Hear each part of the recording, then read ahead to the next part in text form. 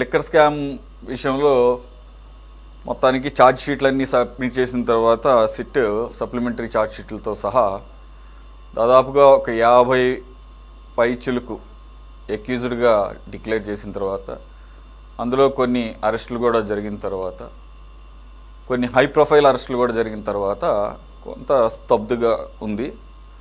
సరే, జనరల్గానే ఛార్జ్ షీట్లు సబ్మిట్ చేసిన తర్వాత ఇక ట్రయల్కి వచ్చినప్పుడే దాని అప్డేట్స్ తెలుస్తాయి. కాబట్టి ఇది ఆ ప్రాసెస్లో అలా స్టే పుట్లాగా కనపడుతుందా, లేదంటే కనుక ఏమన్నా అటకెక్కిచ్చారా అనేది కొన్ని అనుమానాల నేపథ్యంలో గత కొంతకాలంగా ఈవెన్ మనం కూడా దీన్ని టేకప్ చేసే అవకాశం అక్కడ దొరకలేదు.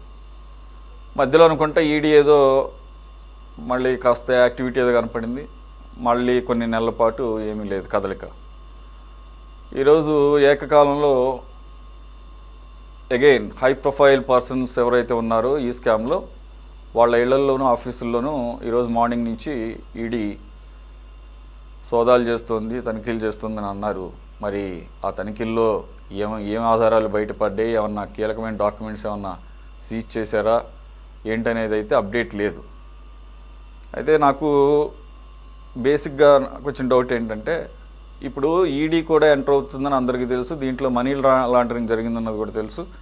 అలాగే అనేక రూపాలు కూడా ఇది ముడుపులు అనేక రూపాల్లో కూడా మారిందని తెలుసు.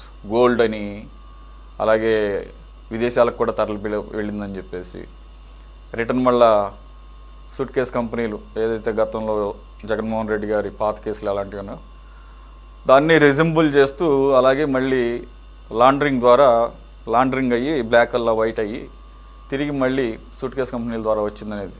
సో ఆబ్వియస్గా ఎప్పుడైతే అది వినపడిందో ఈడీ రంగంలోకి దిగుతుందని తెలుసు. మనకన్నా వాళ్ళకి బాగా తెలుసు, అందరికన్నా బాగా విజయసాయి రెడ్డికి తెలిసినట్టుగా ఎవరికి తెలియదు. మరి వీళ్ళందరూ ఈ లోపలనే అన్ని జాగ్రత్తలు తీసుకుంటారు కదా. అందులోనూ కొన్ని నెలల పాటు జైలు శిక్ష అనుభవించి బెయిల్ మీద రావడానికే నానా తిప్పలు పడినటువంటి ఎవరైతే ముఖ్యంగా విజయసాయి రెడ్డి కాకుండా అక్కడ పిక్చర్లో మనకు కనపడుతున్నట్లుగా చెవిరెడ్డి భాస్కర్ రెడ్డి అవ్వచ్చు, A1 కేసిరెడ్డి రాజశేఖర రెడ్డి అవ్వచ్చు, అలాగే ముగ్గురి ద్వయం ఒకటి ఉంది జగన్మోహన్ రెడ్డి గారి ఫ్యామిలీకి ఆఫీసులకి చాలా దగ్గర, ధనంజయ రెడ్డి, కృష్ణమోహన్ రెడ్డి, గోవిందప్ప బాలాజీ. వీళ్ళందరూ కూడా వీటి గురించి తెలియని వాళ్ళు కాదు. మరి ఇవన్నీ కూడా ఈ డాక్యుమెంట్స్ ఆధారాలు దొరకకుండా ముందే జాగ్రత్త పడతారు కదా.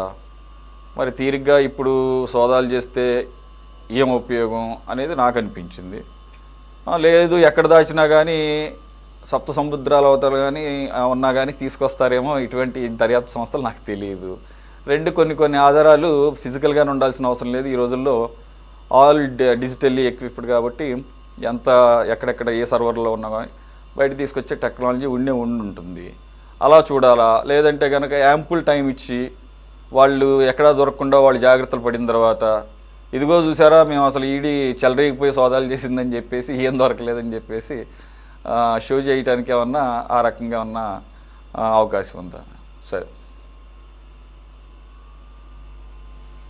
ఆంధ్రప్రదేశ్ ప్రజలు మర్చిపోయినటువంటి లిక్కర్ స్కామ్ గురించి ఈ విధమైనటువంటి దాడులు చేయడం ద్వారా చంద్రబాబు నాయుడు గారిని సంతుష్టీకరించేందుకు లేదా కొన్ని మీడియాల్లో వార్తలు ప్రచురించేందుకు చేసినటువంటి ఒక ప్రహసనం లాగా ఉందనేది నా అభిప్రాయం.